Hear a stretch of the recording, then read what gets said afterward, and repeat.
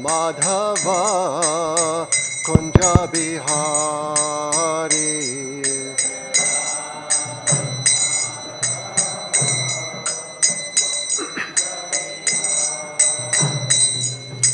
Gopi Janavallabha Girivaradari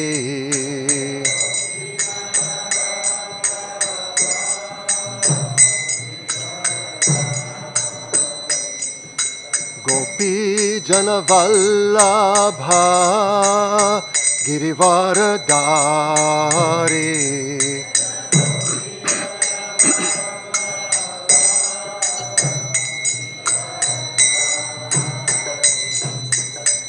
Yashodanandana Braja Janaranjana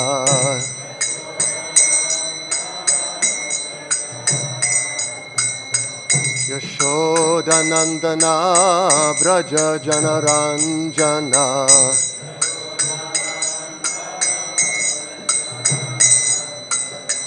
Yamunatira Vanachari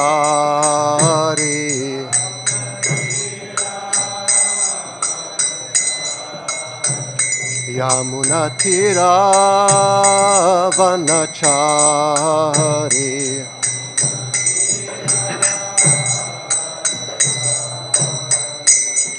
Jaya Radha Madhava Kunja Bihari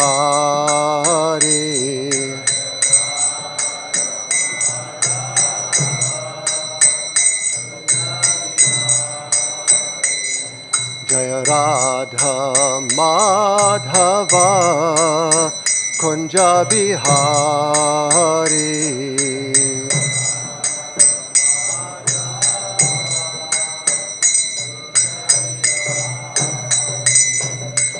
Gopi Janavallabha Girivaradari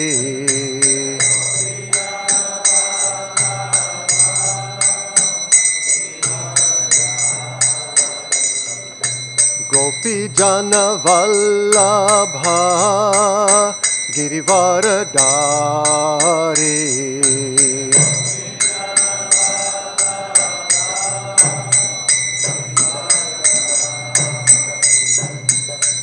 Yashodanandana Braja Janaranjana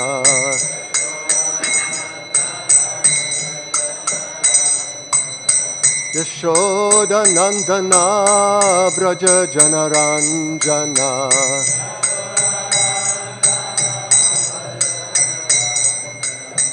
Yamunatira Vanachari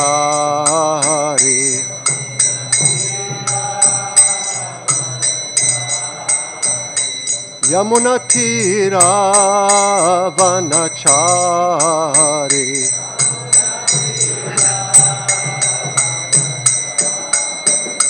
Jaya Radha Madhava Kunja Bihari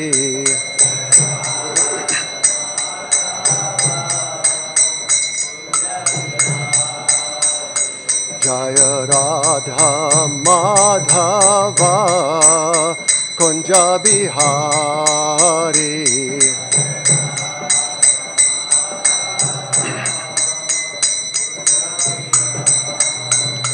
Hare Krishna Krishna Krishna Hare Hare Hare Rama Rama Rama Hare Hare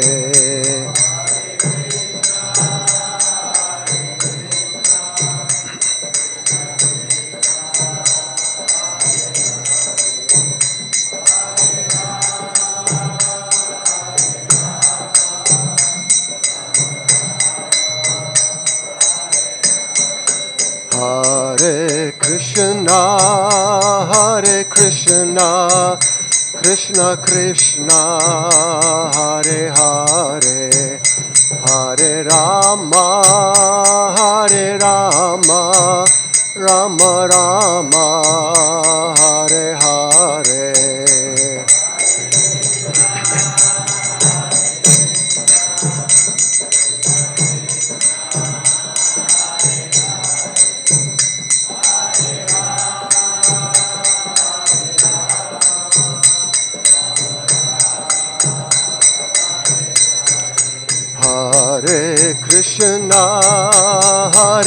Krishna, Krishna Krishna, Hare Hare, Hare Rama, Hare Rama, Rama Rama, Hare Hare.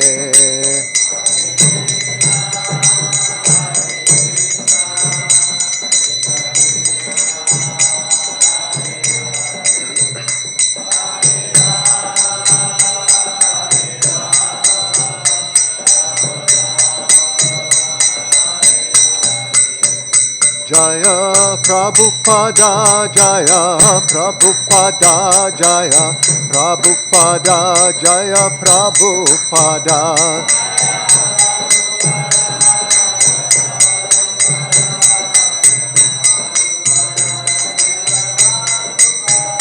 Jaya Prabhupada, Jaya Prabhupada, Jaya Prabhupada, Jaya Prabhupada.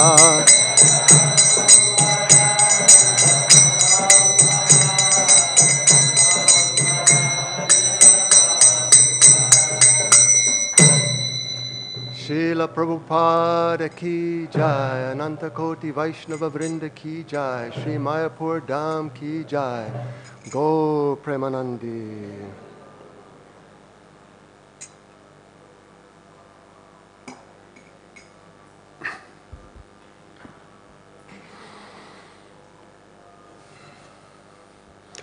Om Namo Bhagavate Vasudevaya.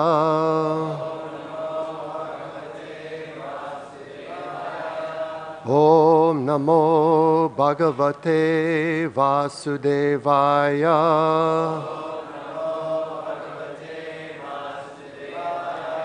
Om Namo Bhagavate Vasudevaya.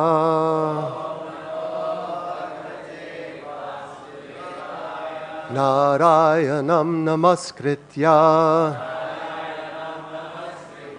Naram Chaiva Narottamam Devim Saraswatim Vyasam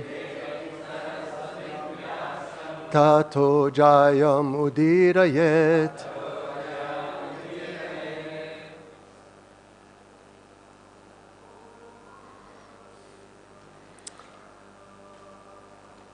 We're reading from the Srimad Bhagavatam, which is our very means of conquest, Tato Jayam Udirayet.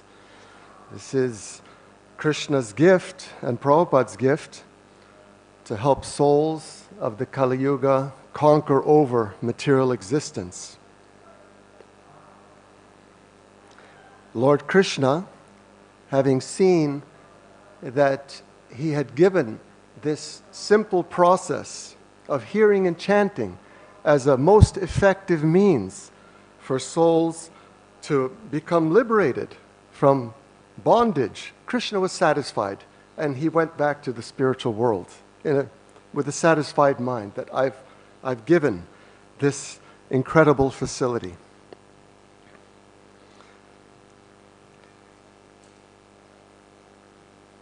Text 37, 36, and 37, is it? 36, 37. What's on the board? It's 37. Thank you. So text 36, tasyaiva cānte kalpo bhūd yam pādmam abhicakṣate dharer nābhi-sarasa āsīl loka-saroruham.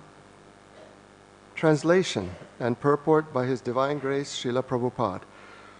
The millennium which followed the first Brahma millennium is known as the Pādma-kalpa, because in that millennium, the universal lotus flower grew out of the navel reservoir of water of the Personality of Godhead, hareḥ. Purport. The millennium following the Brāhma-kalpa is known as the Pādma-kalpa, because the universal lotus grows in that millennium. The Pādma-kalpa is also called the Pitṛ-kalpa in certain Purāṇas. Please repeat after me. Ayam tu katita kalpo Vitiyasyapi bharata Varaha iti vikyato Yatra sichukaro hari Ayam tu katita kalpo Vitiyasyapi bharata Varaha iti vikyato Yatra sichukaro hari. Please chant.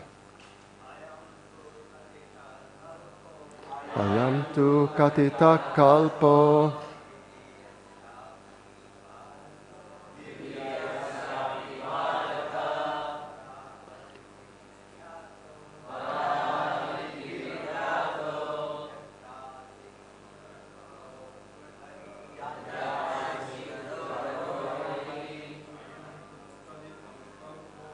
Ayam tu katita kalpo Yasyapi bharata Varahit ivikyato Trasishchukaro hari Ayam tu katita kalpo Ditiyasyapi bharata Varaha iti vikyato Yatra sichchukaro hari.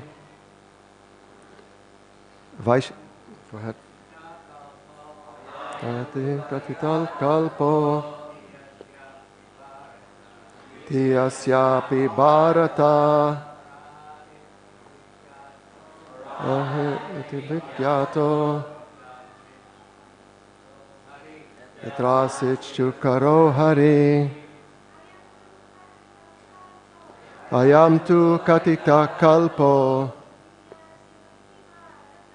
Tiyasyapi bharata Varahe iti vikyato Yatra sichchukaro hari.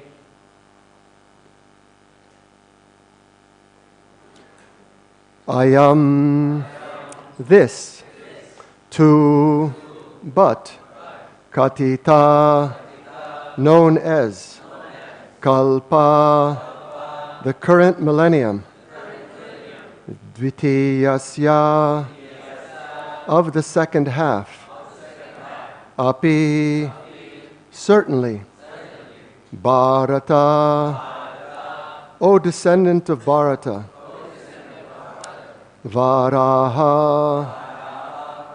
Varaha, iti, thus, vikyata, is celebrated, yatra, in which, āsīt, appeared, shukara, hog shape, hari, the personality of Godhead. Translation. O descendant of Bharata, the first millennium in the second half of the life of Brahma is also known as the Varaha millennium, because the personality of Godhead appeared in that millennium as the hog incarnation. Purport. The different millenniums known as the Brahma, Pādma, and Varaha kalpas appear a little puzzling for the layman. There are some scholars who think these kalpas to be one and the same. According to Srila Vishwanath Chakravarti, the Brāhma-kalpa in the beginning of the first half appears to be the Pādma-kalpa. We can, however, simply abide by the text and understand that the present millennium is in the second half of the duration of the life of Brahma.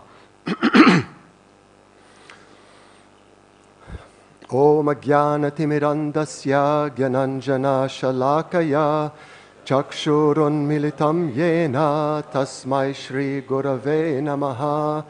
Vancha kalpatarubhyascha kripa sindubhya eva cha. Patitanam pavanebhyo vaishnavebhyo namo namaha. Jai Shri Krishna Chaitanya Prabhu Nityananda Shri Advaita Gadadhar Shrivasadi Gaura Bhakta Vrinda. Hare Krishna Krishna Krishna Hare Hare, Hare Rama Rama Rama Hare Hare.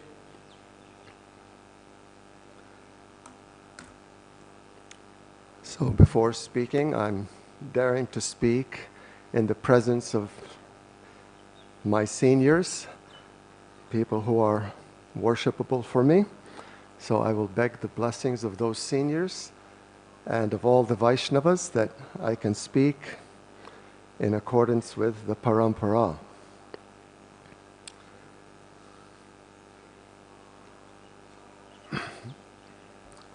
So in this world, one thing that conditioned souls seriously lack is perspective. As out of perspective as it's possible for a person to be, that is the condition of souls in this world. In the late 60s, Prabhupada invited one of his very senior disciples into his room, and he wanted to give that disciple some perspective.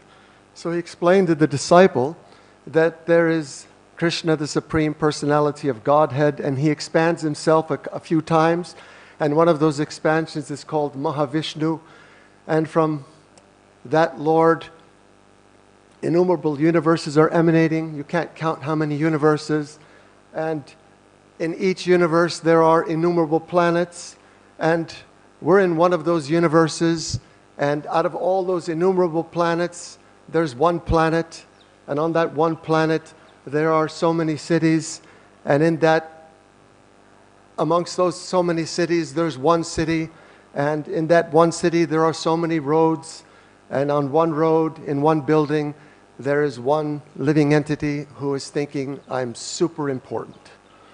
So Prabhupada was giving some perspective, and that's what the Shastras do. They give us perspective to correct, to align our understanding of who we are. Because the infinitesimal soul, infinitesimal means as tiny as can be. How tiny? Beyond measurement. Keshagra shatabhagas. If you divide the tip of a hair 100 times, then you divide that 100 times again, that's how big we are. A tiny speck of spirit. Glorious because we're part of God, but tiny. And so what's the problem? The problem is that that tiny speck is imagining something else, imagining Ishvaroham, aham bogi, I'm the center of reality. There's 7 coverings of the universe, and each covering is bigger than the next covering. The final covering, I'm assuming, is false ego, which is the biggest covering. And from those coverings of the universe, that's kind of the storehouse where the elements of this world are provided. So, from all perspectives, our position is insignificant and tiny. From the perspective of time, here we're hearing about the lifetime of Brahma, hearing about the lifetime, the lifespan of the demigods. So, we look at the lifespan of certain creatures like an insect. Some insects, their whole life, they go through the whole span of their life, go through childhood and become teenagers, rebellious teenagers, get married, have kids, struggle for existence, figure out how to catch some food for the family, and then they're gone, finished. All in the span of maybe one day. And we think, oh, how instant. But from the perspective of the demigods, that's what our lifespan looks like. A tiny, tiny flash. So and how fast is that flash? No one knows. No one can say for sure. Everyone in this room has experience of someone who passed away prematurely, unexpectedly. Like, that person passed away? That's So suddenly? Didn't expect it. So this is the delusion of souls in this world. Ahani bhutani. It's happening to other people. But it's other people that it's happening to. Some great calamity, some great reverse of fortune, death. But not to me, until it happens to me. My wife met with a friend of hers. Hadn't seen her since her high school days. And that friend looked very worn and troubled and stressed. And then that friend revealed that just 2 years previous, they had 3 kids, nice children. They were living quite a prosperous life. Everything seemed to be in order. Her husband was on a plane. And her husband was extremely fit. He went to the gym, had good karma. And if you were to choose someone on that plane who was the least likely to die, that person would have been in the top 3, him and a couple of 14-year-olds. And that person died on the plane, got some cramping, some hemorrhaging in the blood, I don't know what, and passed away. Most unlikely. So this span of life is short, and how short it is, who can say? Only Krishna knows. Krishna and maybe some very qualified astrologers. So this human form of life, although it's very short, it's extremely valuable. So I was advised that when giving a class, one should quote at least one Sanskrit verse. Labdva sudurlabamidam bahusam bhavante manushyam artadam anityam apihadira tornam yateta napated anumrityu yavan nishreyasaya vishaya kalusarvatasyad. Translation. After many, many births and deaths, one achieves the rare human form of life, which, although temporary, affords one the opportunity to attain the highest perfection. Thus, a sober human being should quickly endeavor for the ultimate perfection of life as long as his body, which is always subject to death, has not fallen down and died. After all, sense gratification is available even in the most abominable species of life, whereas Krishna consciousness is possible only for a human being. Human life is meant to be, a human being is meant to be sober, not carried away by the trivialities that are offered in this world.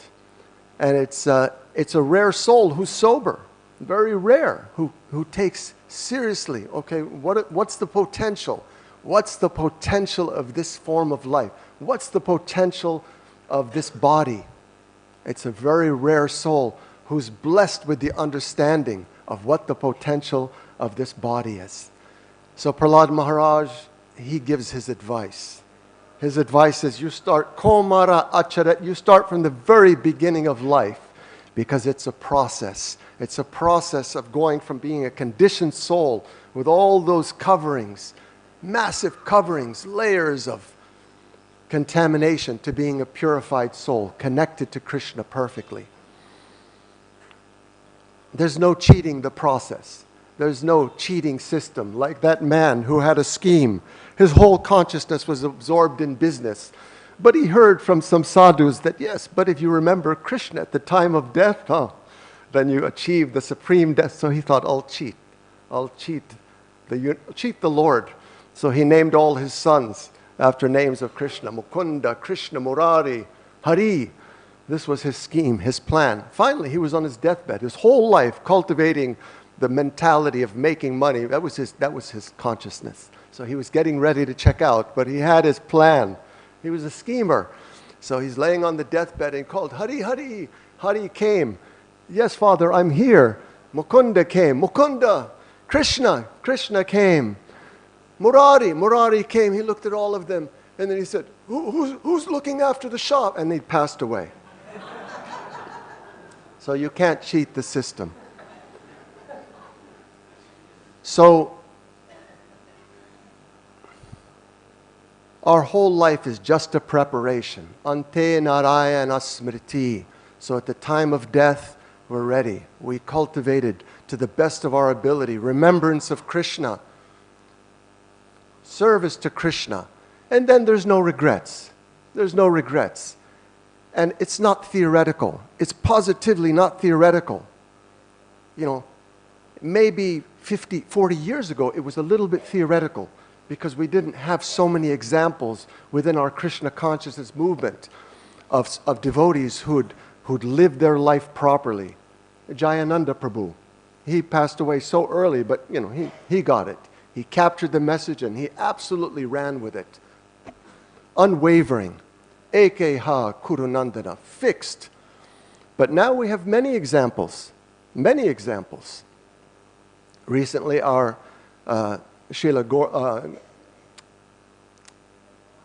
Gopal Krishna Goswami passed away. There's one video of him. He's resting. And while he's sleeping, he's offering arti to the Lord in his sleep. He's a person who's so immersed in service to Krishna. His destination, it's known. His destination is known. Kadamba Kanana Swami, there's no doubt. We have examples to follow, to appreciate, and many, many more. Many more examples. And then there's examples also of devotees who were blessed with the process, with the association of Prabhupada, with all facility, and somehow they got seriously sidetracked. And then they tried to come back. Oh no, I've been diagnosed. They tried to come back, and it was very difficult. Very difficult to shift suddenly from material consciousness to absorption in Krishna, to hearing about Krishna, to fixing the mind on Krishna. Still, their life is glorious because the progress has been made, that's counted, and Krishna appreciates and will certainly place them properly, but with regrets. So we want to, as much as possible, leave this world without regrets. I did my best to cultivate Krishna consciousness and to fulfill the mission of Srila Prabhupada. I did my best to be an instrument of Srila Prabhupada's will to save this planet. So time, that's time. And what about size? We already said the size, tip of a hair, and thinking I'm something spectacular and great. This body, walking around, strutting around, thinking, yeah, I'm the man. You know, I come out of the gym, I'm pumped, and I'm thinking, yeah, I'm something significant. This body, insignificant body. Everyone in the mature world so proud of the body, looking at it in the mirror, thinking, oh, I'm looking pretty good today. Posting all over the place, on every platform, my body, this body is as downgraded as the soul can get. The material body is pretty downgraded. The good news is, take a look at me, this is not what a spiritual body looks like. When you go back to the spiritual world, you won't have one of these. It won't look anything like this. It's a body which is, incredibly glorious. I was hearing some statements from Prabhupada which were kind of stunning to me. Prabhupada was describing the cowherd boys. And he was describing the way the cowherd boys were dressed and the ornaments they were wearing. And Prabhupada said, sometimes you cannot distinguish between the cowherd boys and Krishna. The cowherd boys themselves are so attractive, so beautiful, so glorious, that practically it's, okay, who's Krishna? And Uddhava, we know. The gopis, is that Krishna? Oh, it's not Krishna, but looks very similar to Krishna. So this is the spiritual body, glorious beyond description. So one has to have perspective of what am I and who is the Lord? What is the size of the Lord? Well, the size is the Lord can assume any size he likes. There's no limitation to the size of the Lord. And so when he performs his Leela in this world, sometimes he gives little samplings just like the Matsya avatar, the fish incarnation. How big was the fish incarnation? Does anyone know how big the fish incarnation was? 8,000 miles long? 800,000, 8 million miles long. That's the fish, the Matsya avatar, 8 million miles long. Vamandev, coming as a cute, the fish also came as a little tiny fish, and Satyavrata scooped up the little fish in his hand, and the fish said, please give me shelter. And Satyavrata was a king, so yes, I'll give you shelter, no problem. So he put him inside of a nice cup. And then the fish grew and grew. Same, Varaha started very tiny, coming from the nose of Brahma. Varaha also. But Vamandev, cute dwarf incarnation of the Lord. And then assuming a form so huge that with 2 steps he's puncturing a hole through the covering of the universe. And people hear this and they say, really? Really? You believe such a thing? How could you believe how could anyone? Of course we believe it. They say it's fantastical, but what would you expect of Krishna, of God? That he would do something which was not fantastical? Of course, he's going to do things which are extremely fantastical. So that's one. These are some examples of Krishna assuming sizes which are fantastical.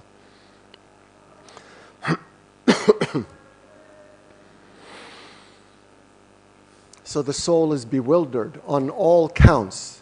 Soul gets bewildered by the assets, by the opulences that somehow come within our purview. Knowledge. Sometimes people are really smart, and it's a typical characteristic of people who are really smart that they can't handle it. They become bewildered by that intelligence and by the knowledge they've gained, the so-called knowledge. They become authorities in a particular field. PhD means you have to specialize in some field, and so many areas of knowledge have already been taken, so you got to conjure up something which no one has really examined. And I'm studying some, totally trivial topic, but I'm an authority in it, and I dedicate my whole life to it, and I pose myself as a learned person. And at the time of death, what will it do for me? What will it do? Prabhupada was having a discussion with Dr. Benford, a scholar, an intelligent person. And it was a discussion about what is knowledge, what is valuable knowledge.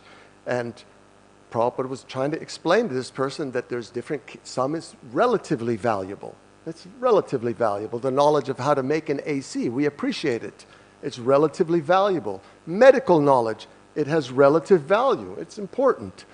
But Atma Tattva, that's real knowledge, because that's the knowledge which can solve the problems of life.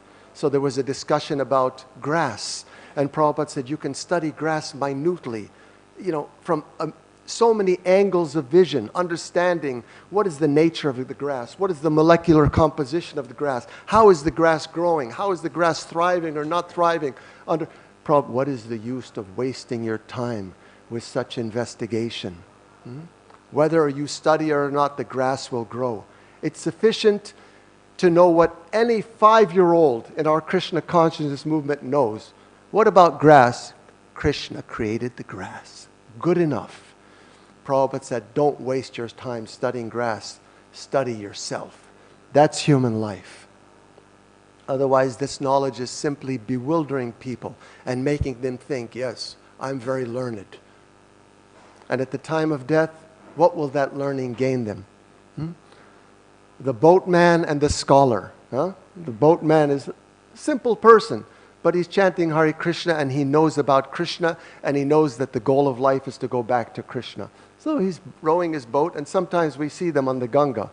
Their profession might not be very exalted, but they're Dhamvasis, and sometimes we see them rowing on the Ganga, and they're chanting very sweetly Hare Krishna as the sun is setting. So the boatman was like that, simple person. The scholar came on the boat, started questioning the boatman. What do you know about this field? No, I don't know anything about that. What do you know about quantum mechanics. I don't know anything about 50% of your life is wasted. What do you know about this field?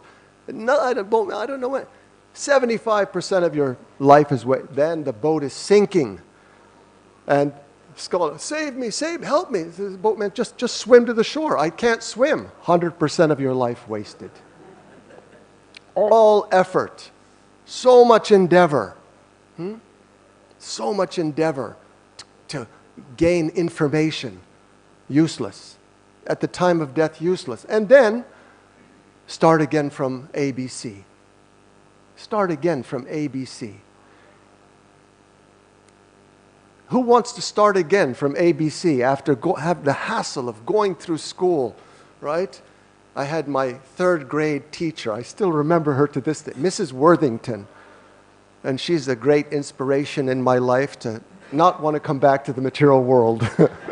Mrs. Worthington. You know, I don't want to come back and get another Mrs. Worthington. No offense against her.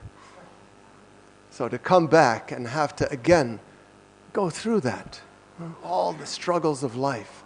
So real knowledge is taken from the Shastra through the line of acharyas, specifically presented by Prabhupada, empowered to present that knowledge to us, to the people of the modern world, in a way which is understandable. Anyone can understand it.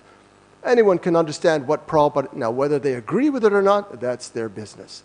But they understand what Prabhupada is saying. Crystal clear. So knowledge is meant to liberate us from illusion, not meant to increase our illusion, not meant to put us deeper into ignorance about our identity. It's meant to give us perspective, some bandha gyan. Who am I? What is this world? Who is God? What is my relationship? I understand. Theoretically, I'm a tiny, humble servant of the Lord and servant of the Lord's servants.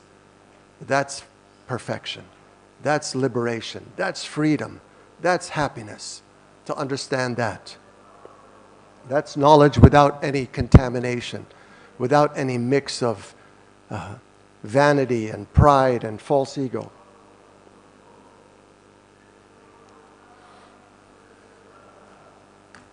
In the story of Manigriva and Nalakuvera, Narada Muni, he sees them and he helps to correct them, put them on their straight path. And he says that of all the things which bewilder souls in this world, there's different things that bewilder souls, right? Bodily beauty bewilders a soul. If someone has bodily beauty, I'm the center of attraction. Huh? People are looking at me. How bewildering that is.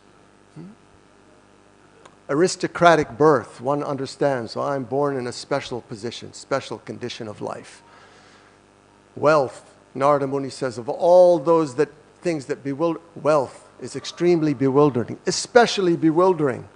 Souls come into this world and they have wealth, and they've got desires, and they realize, I can fulfill my desires with this wealth. What do I want? At my fingertips.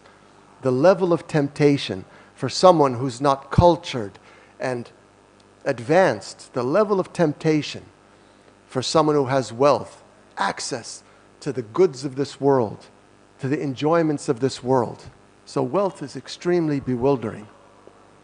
Therefore, Lord Krishna is very kind. Typically, he doesn't give much wealth to his devotees. He spares the devotees of that burden, that temptation. This is Krishna's kindness.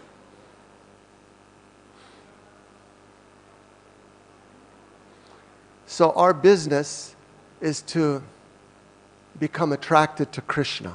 That's our whole business. Become attracted to Krishna. And we become attracted to Krishna by hearing about Krishna. The more we hear about Krishna, the more we lose our attraction for the material world. There's no other way to do it. There's no other way. One can't do it by artificial renunciation, by gritting one's teeth. This information, this knowledge about Krishna is the secret formula. It's the secret sauce of how to lose our attraction for this material world. As one becomes attracted to Krishna, in proportion to that attraction, one loses their attraction for the material world.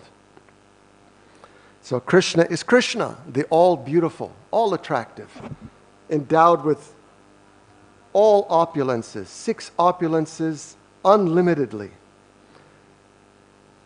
So please hear these verses which are describing Krishna's beauty. The Supreme Personality of Godhead, Krishna, is the reservoir of all beauty.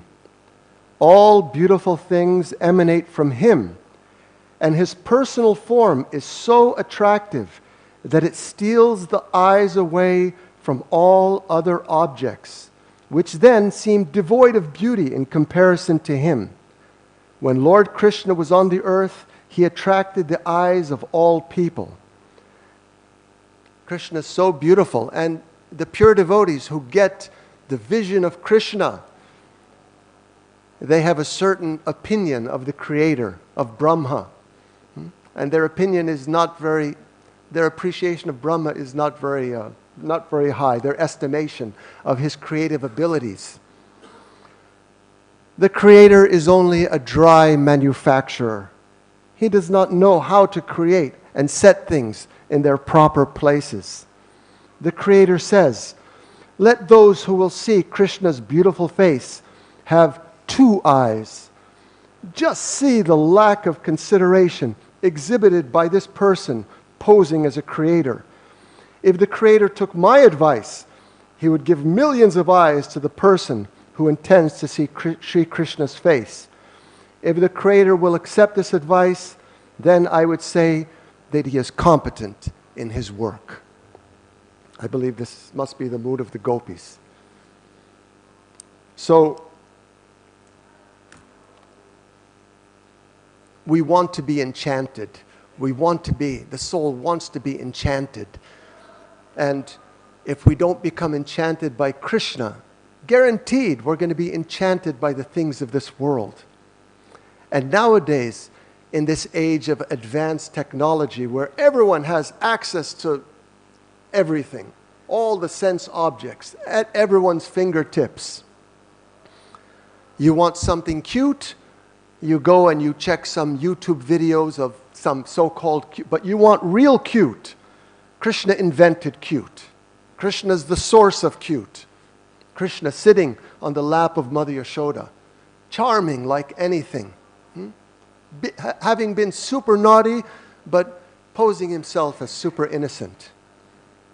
And Krishna taking the sika of one of his friends and tying it to the tail of a calf, and his Mother Yashoda coming and correcting him and lifting up his chin and looking into the Govinda Damodara Madhaveti, what are you doing being so naughty? Krishna is the ultimate cute person.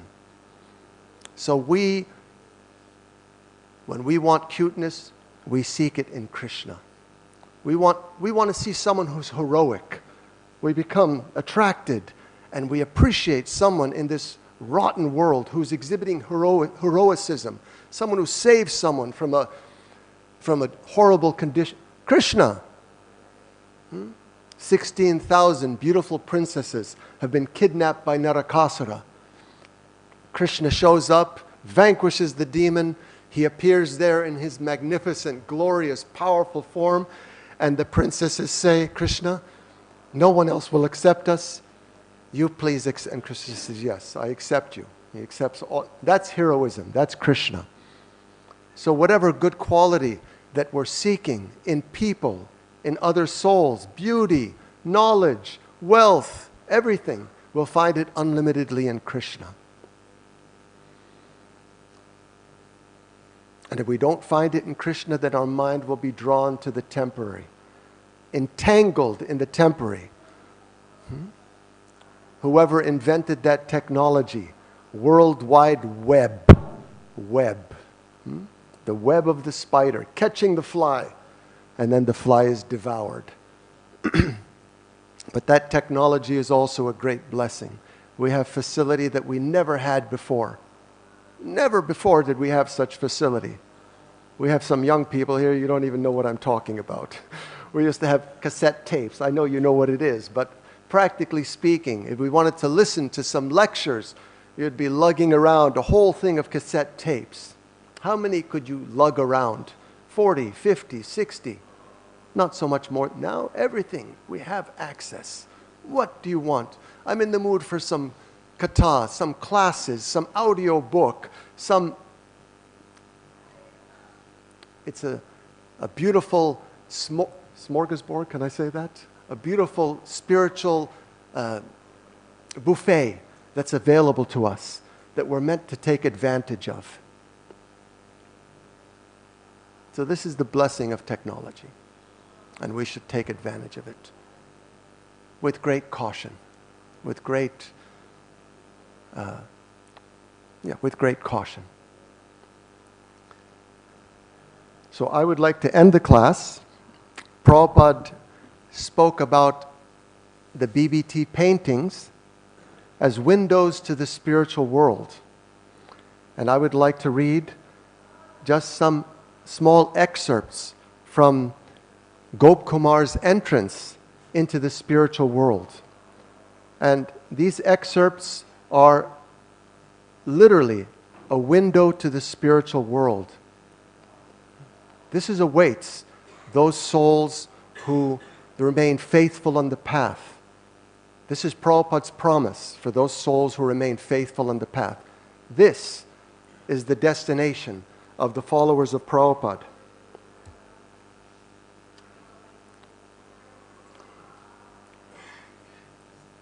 This is from Brihad Bhagavatamrita. So Krishna, he's gone off herding the cows, and all the residents of Vrindavan, they are disoriented in their ecstasy of love for Krishna, experiencing separation from Krishna. When will Krishna return? When will the life of our life return? And so finally Krishna is returning from the forest with his cowherd friends and with the cows. With a great effort from far away, I could hear the sound of cows mooing and playful, sweet flute melodies filled with many charming waves of sound that enchanted the people of Vraj. It made the trees shed tears that were a great flood of nectar. It made the people of Vraj shed a great stream of tears from their eyes, made milk flow from the breasts of the elderly mothers, and made the swiftly moving Yamuna become motionless. Whether this flute flows with poison or nectar, I do not know. Whether this sound is harder than a thunderbolt or softer than nectar, I do not know. Whether it is hotter than fire or cooler than the moon, I do not know. Because of it, everyone in Vraj has become mad. Now they have fainted, unconscious. Then I saw some of the women of Vraj coming from the palace, carrying in their hands articles for offering arati. Others carried on their heads ornaments and delicious foods. As they hastily and confusedly ran in the direction of the cows mooing and the flute's music, some of the women stumbled and fell. Some had put their ornaments in the wrong places. Some had forgotten to tie their belts and hair. Some, stunned as trees, stayed in their homes, and some fainted and fell to the ground. Some, their faces wet with tears, had fainted and were being carried by their friends. Others, overcome with love, came there and said to their friends, "Look, it is he." He was decorated with forest ornaments, a moving kadamba garland, and a peacock feather turban. His fragrance filled the directions. His blossoming lotus face was handsome with a playful smile. His lotus eyes glistened with merciful glances. His only real ornament was his own wonderful handsomeness. The fingers of his lotus hand pushed back the moving locks of his hair, decorated with dust raised by the cows. Splendid with the sweetness of youth, his handsomeness made all the directions glorious. The ocean of his many glories charmed the hearts of his eternal dear friends there. This is the spiritual world. This is our real home. That's where we belong. So, we're on the path. Some souls, even in this room, are very, very close to Krishna, connected to Krishna. Wherever we are on the path, we're blessed, most fortunate. There was a discussion. I can't see what the time is. Am I? Okay. 5 minutes, okay. There was a discussion about the different stages of bhakti, beginning from Shraddha up to Prema. And then as the discussion was going on, the devotee said, oh, okay, I know where I am. I'm initiated on Narta Nivritti. And and the other devotee said, yes, but you're on the ladder. You're very fortunate. You're in one of the stages. So anyone who has been introduced to the path of bhakti, who's on the path, is most fortunate. And we just have to make sure we don't mess it up. That's all. That's all. We just have to make sure I don't sabotage myself. So we have the positive practices given to us by Prabhupada, the exact science of how to transform consciousness. Exactly. And we have those things which can sabotage our progress. Srila Bhaktisiddhanta gives the example of the men who are rowing to the wedding. They're endeavoring, putting in all this effort. They wake up and they get up in the morning, they haven't gone anywhere because the anchor was still in the water. No progress. Or the anchor was dragging. So, what are the anchors which prevent us? There's several which are described by Rupa Goswami. But one which is especially prominent is how we view and how we relate to other living entities, especially devotees. We should try to see how Krishna sees the devotees, how Srimati Radharani sees the devotees. We should try to appreciate how are they seeing the devotees. Srimati Radharani, she's so eager for souls to come back to Krishna, to engage in service to Krishna. And she sees the soul with all their faults, all of their background, but trying to serve Krishna. And she so much appreciates, this soul is trying to serve my beloved. So if I go and I don't appreciate that soul, aparadha, I'm against Radha. And we don't want to be against Radha. We want to get Srimati Radharani's mercy. We want Radharani to say, Krishna, this is a nice devotee. You please accept him. And then Krishna has no choice. Krishna will accept. So this is something that we cultivate. Appreciation, respect of all living entities, especially those who are trying to serve the Lord. Thank you very much. Hare Krishna. Hare Krishna. Janmastami Prabhu. Thank you for a blissful class, Prabhu. You were talking about how so many people get PhDs in things that don't have much value. And then I think you went on and said, if I remember correctly, how the most important thing is atma-tattva, to understand oneself. And that should be our focus. Now, I would like you to maybe explain that a little bit. I got one thought that occurs to me before you start explaining. There's from the Brajan Rahasya, Bhaktivinoda Thakur's commentary on Harinam Chintamani. He says that one who fails to try to free himself from anarthas meets only with misfortune in this life. But on one's own, one can't free himself from anarthas. But if he cries to the holy name for a few days, then all of the anarthas will be removed from his heart. That was one thought that occurred to me in reference to atma-tattva, to really look at ourselves and say, what's wrong, and do something about it. You just described the essence of the practice of bhakti. That's the essence of it. It's a recognition, an understanding that nityo nityanam, chaitanas chaitananam, eko bahunam yo vidadati kaman. So amongst all eternals, there's one supreme eternal. Amongst all living entities, conscious beings, there's one supreme conscious being. And what's that person doing? Is fulfilling the desires of all other souls. So our process is, we go to Krishna and we say, my dear Lord Krishna, this is what I want. And what I want is really simple. I want to again be situated as your eternal servant and the servant of your servants. And my dear Lord Krishna, what don't I want? I really don't want this burden anymore. This burden of false ego and thinking I'm something special, and to walk around with that huge burden which is preventing us from our real life. So Krishna, he's fulfilling the desires of all souls, all their nonsense, rubbish, stupid, lousy desires. He doesn't do it happily, but he does it. Not to speak of the pure desires that souls come to him with. He's extremely enthusiastic, eager to fulfill our pure desires. So we cannot become free from the deep-rooted anarthas, certainly not without the grace of Krishna. Krishna is in our heart, and he can, over time, cleanse us of the burden of those impurities which are preventing us from our relationship with him. Is that okay? Thank you for increasing the bliss tremendously. Very good. Haribol. Paka. Hare Krishna. Thank you very much. Haribol.